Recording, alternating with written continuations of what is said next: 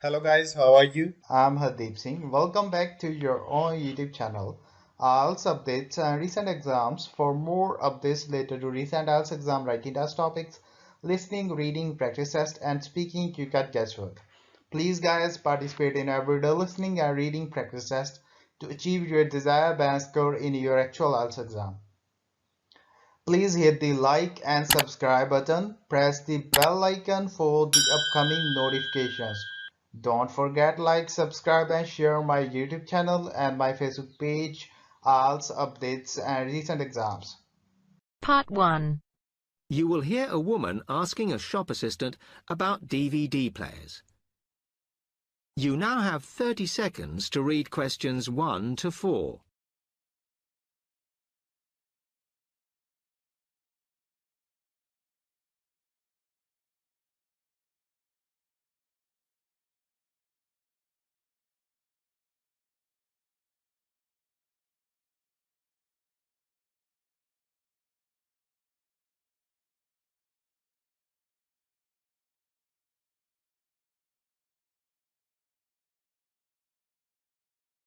Hello, I'm interested in buying a DVD player. Can you help me, as I don't know very much about them? Of course. We sell quite a range. Actually, we're doing a customer survey at the moment, so I wonder if I could fill in this form about you, and that will actually help me to advise you on the best DVD player for you. Oh, okay. First of all, your occupation. Student. Okay. Then, have you already got a DVD player? No, I've never had one before. Uh-huh. And how much do you think you want to spend on a player? I'm not sure, really, but I have got a budget. My friend said I should allow about £100, but I can't afford over £85, so that's what I'm working on. Mm-hmm. And do you watch DVDs very often? Depends what you mean by often. I don't know what the norm is. Is it about 2 a week? I suppose I watch 3 a month. That's enough for me. Yes. What sort of films do you like watching then? Action movies? Not really. Oh. My boyfriend always insists we watch science fiction movies, but I prefer thrillers. Something to get your teeth into. Okay, just one more. Do you watch other DVDs? Ones that are not films, like music or something? Not much, because I don't want to spend the money on something I can watch on TV, but I occasionally rent out comedy programs, and I fight with my boyfriend over all the sports DVDs he watches. You now have 30 seconds to read questions 5 to 10.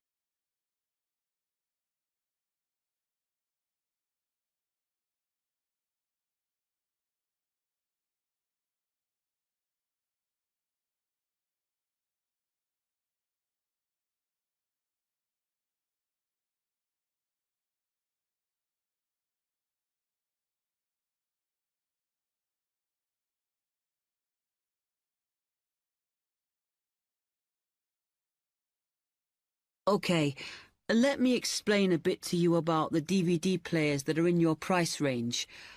First, there's the DB30, which has only got basic features, but it is a bargain at £69.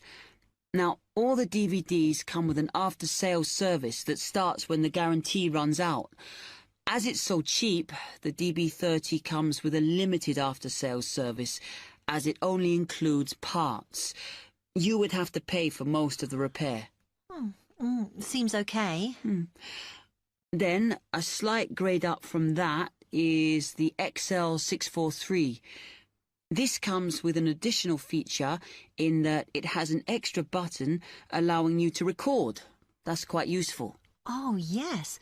That would mean spending less on DVDs to watch. Yes, so you'd make the extra money back on it that it costs. Let me see how much it is.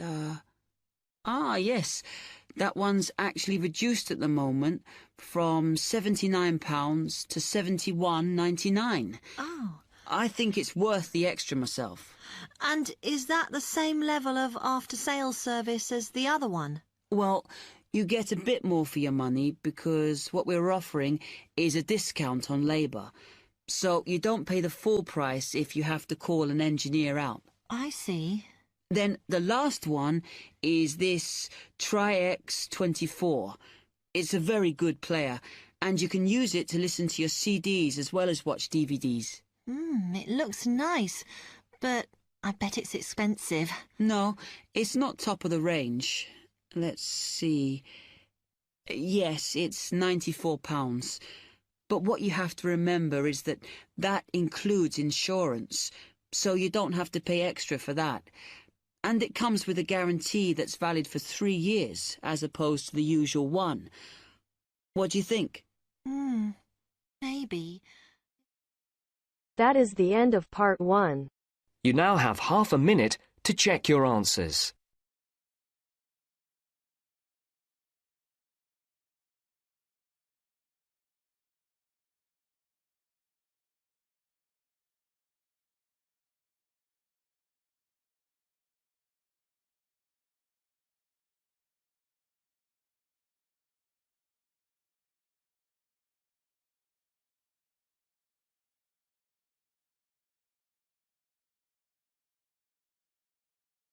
Now turns to part 2. You are going to listen to a talk about au pairs in the UK. First, you have some time to look at questions 11 to 15.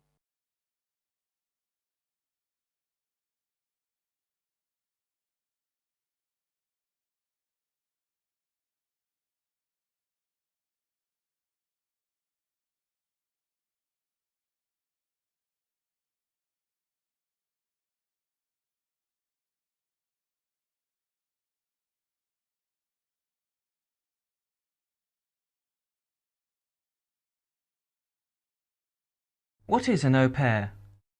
An au pair is a single girl without any dependents who comes to the UK to learn English and to live as part of an English-speaking family. She is not a domestic servant, but may help in the house for up to 5 hours a day for pocket money. Suitable tasks would be light housework and taking care of children. She should have 1 day each week completely free, and she should be free to attend language classes and religious services if she wishes. Pocket money should be between £15 and £20 per week, and she should have her own room. Before she arrives, she should have as much information as possible about the home she is going to and what she will be expected to do. She will find it helpful to have a letter from her hostess explaining the arrangements to show the immigration officer when she arrives. Before you hear the rest of the talk, you have some time to look at questions 16 to 20.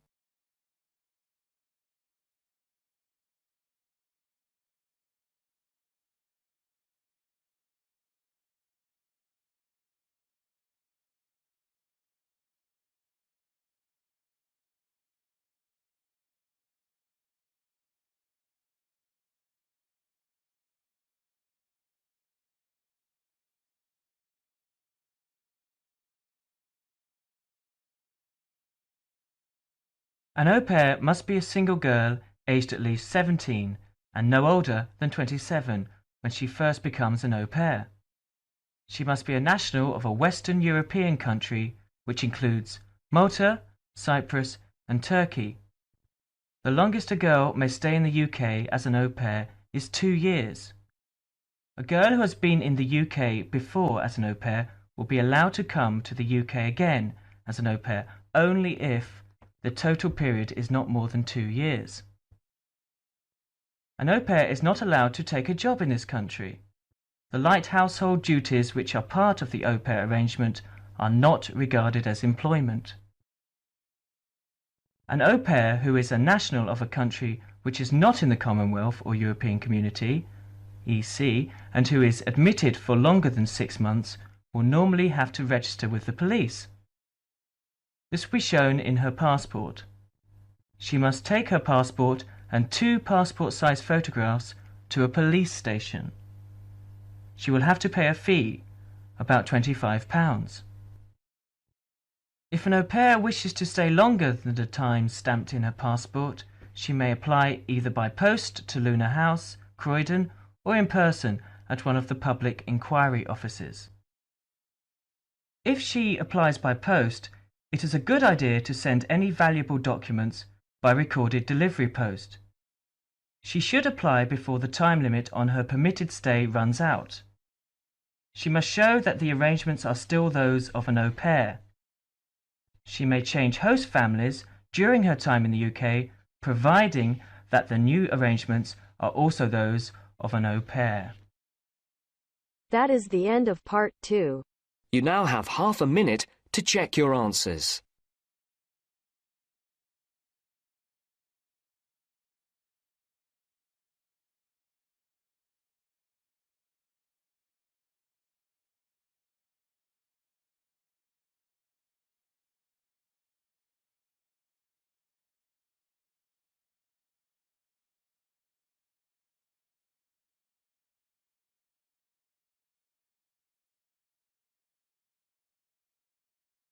Now turns to part 3. To hear a reporter from the New York Times who is presenting a news report prepared by Dion Searcy and Robert Gebeloff on the topic Middle Class Shrinks, further as more fall out instead of climbing up. First, look at questions 21 to 23.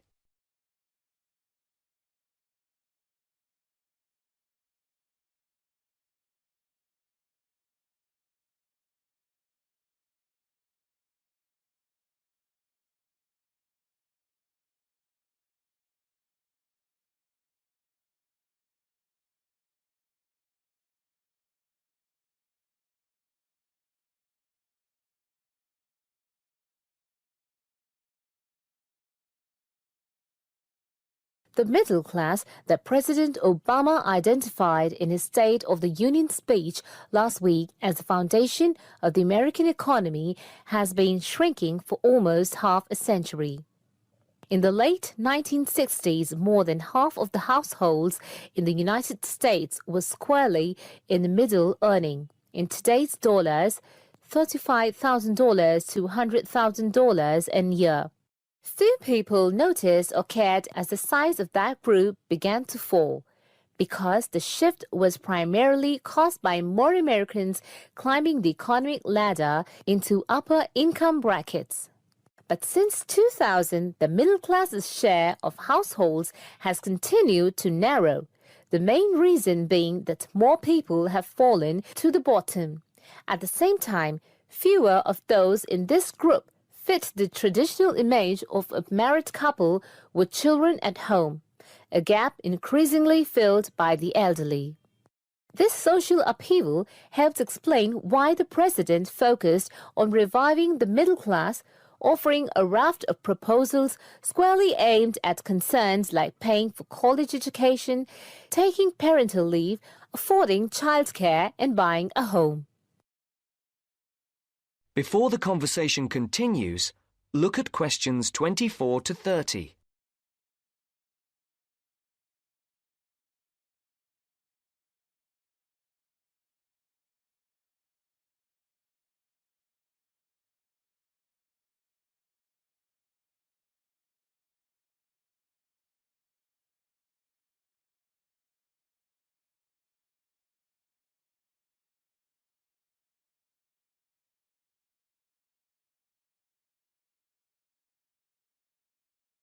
Mr. Obama told Congress and the public, "Still, regardless of their income, most Americans are identified as middle class. The term itself is so amorphous that politicians often cite the group in introducing proposals to engender wide appeal. The definition here starts at $35,000, which is about 50% higher than the official poverty level, for a family of 4 and ends at the 6-figure mark. Although many Americans in households making more than $100,000 consider themselves middle class, particularly those living in expensive regions like the Northeast and Pacific Coast, they have substantially more money than most people.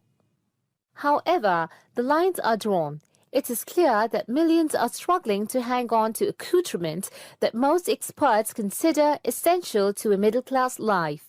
I would consider middle class to be people who can live comfortably on what they earn, can pay their bills, can set aside something to save for retirement and for kids in college, and can have vacations and entertainment, said Christine L. Owens, Executive Director of the National Employment Law Project.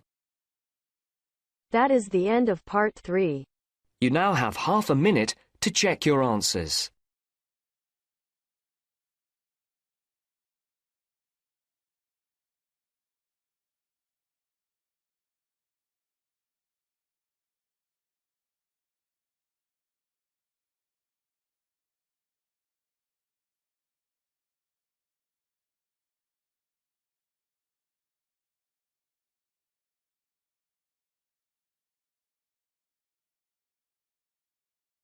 Now turns to part 4. You'll hear a programme on the city of Brisbane. First, you have some time to look at questions 31 to 40.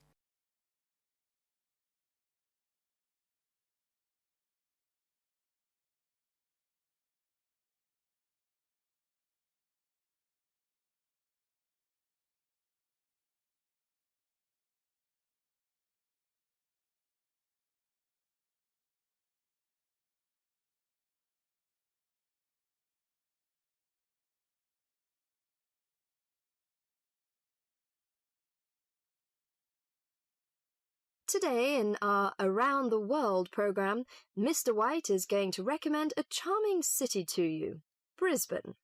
Good morning, ladies and gentlemen. Have you ever been to Brisbane?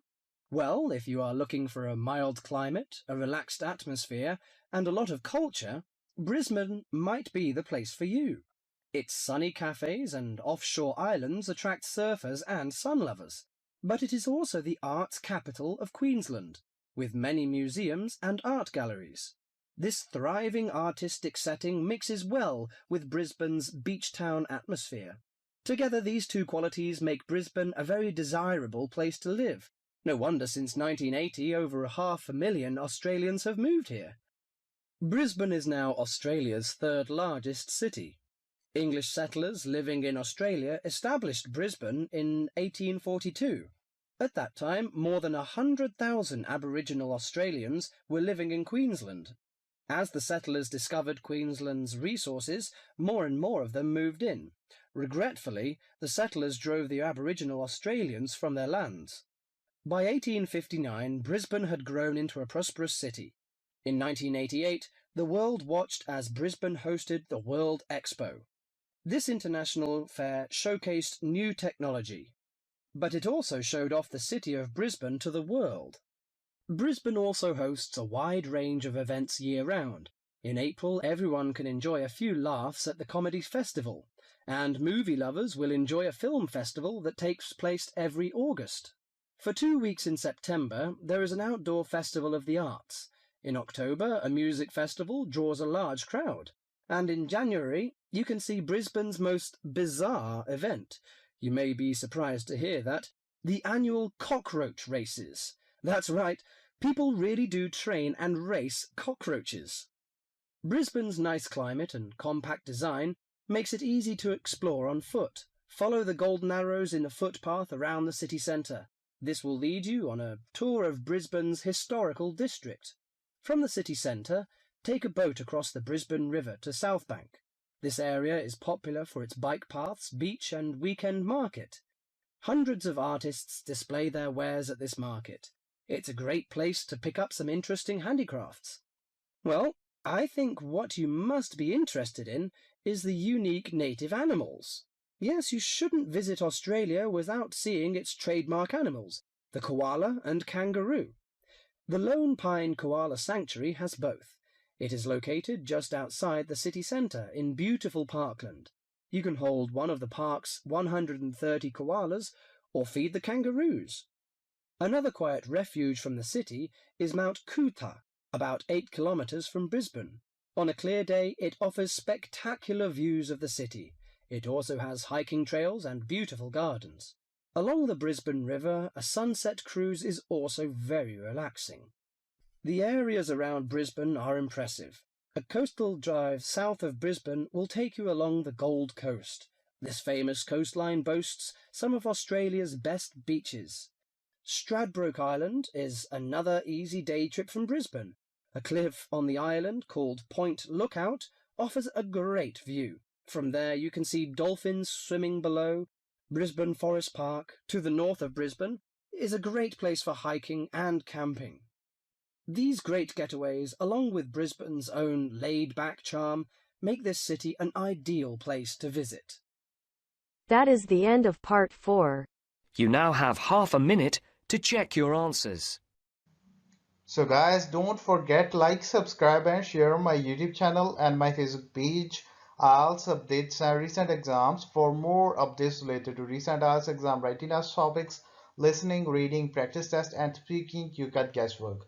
Please guys, participate in everyday new IELTS listening and reading practice tests to achieve your desired band score in your actual IELTS exam. For more IELTS material, visit my official website www.ieltsupdatesandrecentexams.com. The link is given below in the description. If you need PDF files of latest IELTS material, then please join my Telegram channel. So guys, please write your score below the comment section. Again, thanks for listening. God bless you all guys. Stay tuned, stay safe.